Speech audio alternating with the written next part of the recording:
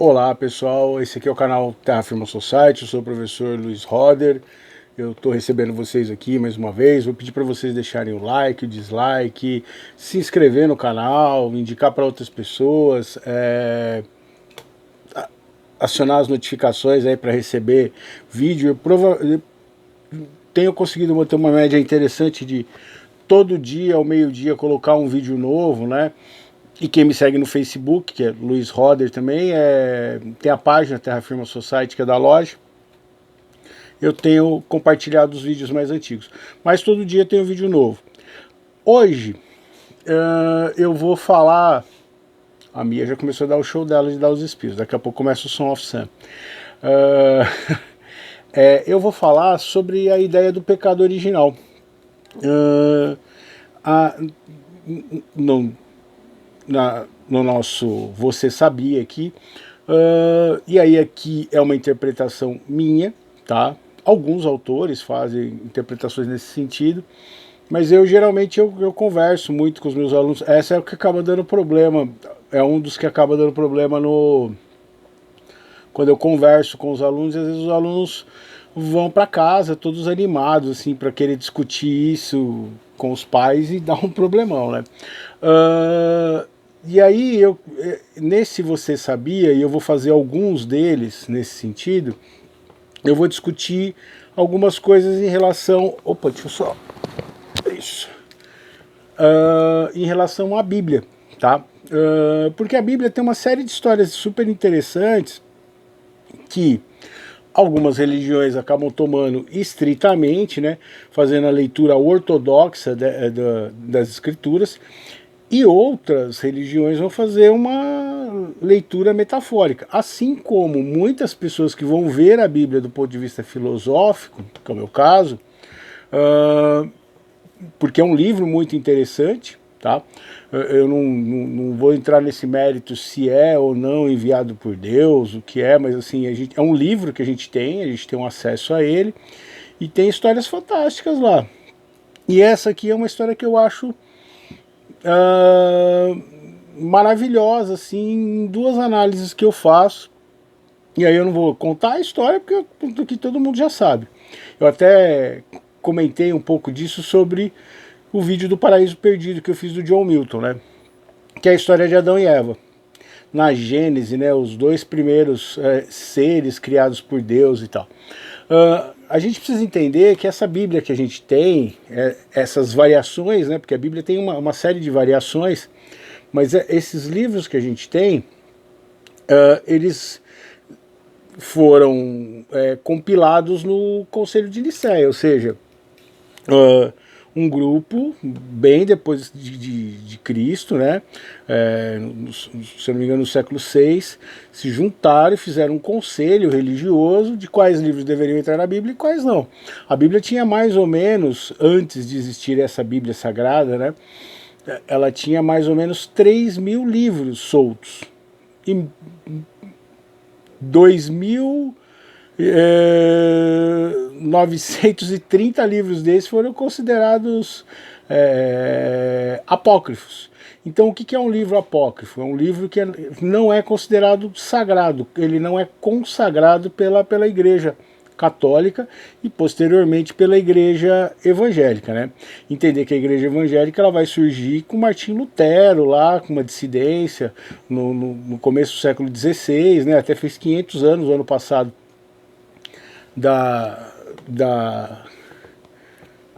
de Martinho Lutero, né, e tudo mais. Então assim, você tem que entender essa ordem de construção. Muitas igrejas evangélicas, elas trabalham com os conceitos mais do Antigo Testamento. Se você observar assim, eles pegam muitas questões do Antigo Testamento. Qual é o grande problema do Antigo Testamento? Tudo tem lá. Você tem história de terror, você tem história de amor, você tem história de perdão, você tem história de vingança, você tem das coisas boas às coisas ruins. Tudo você vai achar lá no Antigo Testamento. Essa compilação de livros, então, foi decidida pela Igreja Católica, no Conselho de Nicéia, e alguns livros foram desconsiderados. Alguns livros foram encontrados depois, por exemplo, você tem os pergaminhos o Evangelho de Maria, você tem o Evangelho de Jesus que está em estudo, né, que são os evangelhos foram um grupo de papiros que foram encontrados no deserto, né? Então, mas eu vou me manter então dentro das histórias do Antigo Testamento. Quando for um livro apócrifo, eu vou fazer a citação. Eu vou começar com a citação do livro original com o livro apócrifo. Então o que acontece? Eu vou contar hoje a história do pecado original. Na verdade, eu não vou contar a história do pecado original. Eu vou fazer duas discussões sobre o pecado original que não estão lá na Bíblia, mas que eu acho muito interessante de observar. Então você tem Adão e Eva, eles vão estar lá no paraíso, tudo mais, e eles podem provar de qualquer fruto, menos do conhecimento. E aí começa a simbologia. Primeiro, a citação apócrifa. Segundo os livros apócrifos, Eva não é a primeira mulher de Adão, foi Lilith. Só que a Lilith era igual a Adão, ela era feita da mesma matéria que Adão, e ela era independente, ela não queria obedecer a Adão e tal, e ela foi expulsa do paraíso. Adão virou para Deus e falou, essa menina não me obedece, mano, então não tá dando certo. E aí ela foi, vai criar tem toda uma mitologia acerca da Lilith. Aí tira-se da costela de Adão, ou seja, para Eva ser subserviente a ele e dependente dele, porque ela veio dele, né? E tem a história lá da Eva sendo criada a partir da costela de Adão. O que acontece? Você vai ter as duas histórias, as duas reflexões que eu vou fazer aqui são sobre o pecado original. Então Deus fez o paraíso. Para quem não sabe, muita gente entende o paraíso como sendo um lugar assim, tipo o céu. Eles estavam lá no céu morando com Deus. Não era bem isso. O paraíso, na verdade, ele seria uma pequena parte da Terra, aqui do planeta onde a gente mora. Seria aquela, se você estudar mais ou menos geograficamente, você vai ver que eles vão surgir, conforme o caminho que eles vão fazer, eles estariam ali na Turquia, né? Então o paraíso seria na Turquia, seria uma área restrita da Terra, grande, mas porém restrita, onde teria tudo de bom e do melhor, eles não teriam o menor problema, como é descrito lá no livro sagrado. Porém, o resto do mundo era o mundo, com as suas dificuldades, com o mundo que a gente vive aqui, que não é fácil. E aí Deus olha para eles e fala assim, ó, vocês podem provar de qualquer árvore aqui, qualquer fruto, menos desta árvore. Qual era a árvore? A árvore do conhecimento.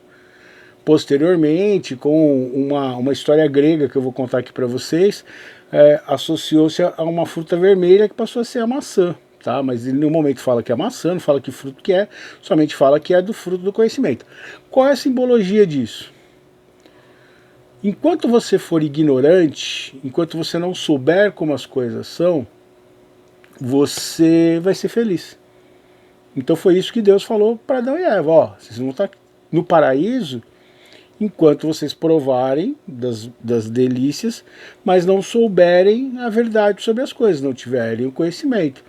Lúcifer, em grego, quer dizer lucis cypheres, a luz do conhecimento. Então, enquanto você for ignorante, você vai ser feliz. Eva é o elo mais fraco, e aí é uma intenção no livro e no Conselho de Nicéia de mostrar a mulher como um elo mais fraco da relação entre homem e mulher, por isso a mulher tem que ser subserviente ao homem. Então é uma intenção política e é uma intenção comportamental, né, que as mulheres vão pagar durante muitos anos. Até hoje você tem religiões que ainda fazem essa leitura da mulher sendo inferior. É interessante porque a mulher, nas primeiras religiões primitivas, e até nas primeiras religiões monoteístas, ela era a fonte da vida. Você vai ter Gaia, por exemplo, que é a terra, é uma deusa, é um ser feminino. Por quê? Porque o homem primitivo, ele viu que a vida vinha da mulher. Quem gerava, ele não sabia que ele tinha parte do esquema, mas assim, ele fazia, então ele via a vida brotar da mulher e a mulher se tornou um ser divino. Posteriormente, quando vieram os deuses sumérios, que são deuses masculinos e vão ser adotados pelo povo judaico, como referência de construção de mito do povo judaico, aí a gente vai ter o deus masculino e essa diminuição do papel da mulher, que é muito errado, diga-se de passagem. Então, então você tem a primeira história aqui, tem a primeira reflexão. Na história de Adão e Eva, a mulher é colocada como um elo fraco e o motivo da desgraça do homem.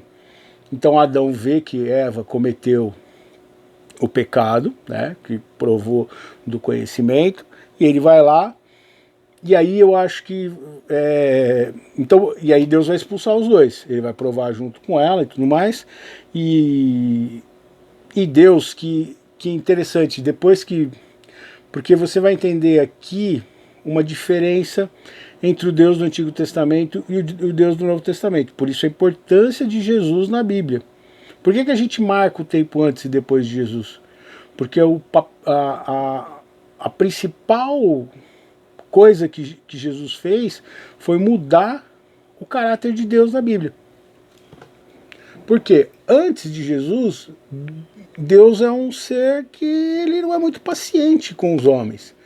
Você vai ver na questão do bezerro de ouro, você vai ver Sodoma e Gomorra, ele não perdoa, ele vai lá e detona, mano. Você pisou na bola com ele, ele vai mandar um anjo fritar você, você vai pagar por isso, você vai ter o dilúvio e tal. E depois de Jesus, vai surgir uma palavra relacionada a Deus, e que eu acho muito louca dentro das religiões cristãs, que é o perdão. O ser humano, ele é falho, ele sabe que ele vai errar, e ele precisa perdoar, e para perdoar você precisa do amor. Então aí entra Jesus, que vai mudar esse caráter dentro da história da Bíblia. Ele vai trazer o amor associado a Deus. E aí veio o perdão. Mas até então não tinha. Então o que acontece? Quando Adão e Eva provam, e aí segundo a história, Adão segue Eva, que foi fraca e cometeu o pecado original, ele vai expulsar os dois do paraíso. Por que ele vai expulsar os dois do paraíso? E aí vem a primeira reflexão filosófica. Será que não foi... Eu comecei isso num outro vídeo e hoje eu peguei esse vídeo justamente para fazer essa discussão. Eles não passaram a conhecer tudo e ver como as coisas são de verdade? E eles viram que o paraíso não era o planeta Terra, mas era só aquele pedaço onde eles moravam? De um certo modo, eles viram que Deus tinha suas imperfeições. Isso o torna muito mais magnânimo, se você parar para pensar. E o traz muito próximo ao homem. Mas no Antigo Testamento ele não perdoou isso. E ele expulsa os dois. E por que ele expulsa os dois? Porque eles viram Deus como Deus é de verdade também. Não só eles viram as coisas como são, mas eles viram Deus sem os olhos da pureza. É quando você cresce e você olha para os seus pais. Você começa a ficar adolescente, você percebe que seu pai e sua mãe têm as suas falhas. E que eles são como você. E que eles têm as suas limitações. E Deus os expulsa do paraíso. E nesse momento da expulsão do paraíso, do pecado original, uma das reflexões que eu trago aqui para vocês é: por que Deus fez isso? Deus não é o amor? Deus não é o perdão? Ainda não. Até vir Jesus, Deus tinha uma onipotência, uma onipresença, uma onisciência, a gente pode ver até um certo ponto arrogante, bruta. E ele não aceita que isso seja visto dele com o pecado original. Ele proíbe o fruto justamente por isso. Você vai pegar, por exemplo, nas histórias infantis, nas histórias de bruxas, você tem a maçã, que é a princesa que está virando, que ela está começando a construir, ela está virando mulher, ela vai tomar o lugar da rainha. Eu vou fazer um vídeo só sobre isso, depois a gente fala. Mas então entender isso. Então por que Deus expulsa Adão e Eva? Dentro dessa leitura, não quer dizer que eu estou certo, tá? Estou trazendo uma reflexão, não estou querendo aqui mudar nenhuma religião, não quero seguidores nesse sentido, porque é muito chato gente seguir alguém com essa visão não crítica. E eu quero fazer uma discussão crítica aqui. Como nós temos as nossas falhas, Deus também tinha a dele. Ele não tinha transformado tudo no paraíso e não precisava ter... Porque assim, para que essa novela toda? Para que todo esse RPG? Para que todo esse joguinho de monopólio? Ah, você comeu o fruto proibido, vá para fora do paraíso. Jogue os seus dados e vai se ferrar aí 300 anos na Terra. Você vai ter os seus 2 primeiros filhos e você vai mostrar qual é a natureza humana. Por exemplo, Adão e Eva... Opa! Deus está mandando uma mensagem para mim através do escapamento furado. Talvez eu esteja errado, talvez eu esteja certo. Não sei.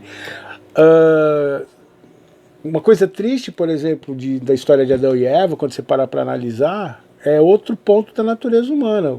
Assim, o ser humano ele é curioso, ele é como Prometeu lá, que pegou o fogo e trouxe para os homens e pagou por isso.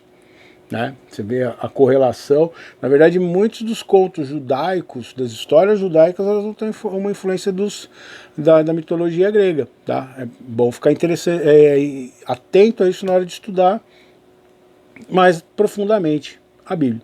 Mas a simbologia dessa história é muito louca. E aí você vai ter, por exemplo, Adão e Eva vão ter sua prole. Então você tem Adão e Eva e 2 seres no mundo. Um teve inveja do outro e matou o outro, que é Caim e Abel. Essa história de Caim e Abel, ele mostra a natureza do ser humano. O ser humano ele é invejoso, ele não pode lidar com o próprio irmão e um destruiu o outro. E no final os 2 se destruíram, né? Porque o que Deus vai fazer depois com Caim, né? A pena de novo não vai ter perdão porque ele fez e tal, matou o próprio irmão por inveja, por motivo fútil e tal, mentiu, né? Mas aí eu vou pegar a outra parte dessa interpretação que eu acho muito louca. Eu particularmente, eu gosto de ver a história de Adão e Eva como uma história de amor. Talvez a primeira grande história de amor que a gente vai ter em toda a Bíblia. Porque na hora que Adão vê que Eva cometeu o pecado original, o que ele podia ter feito?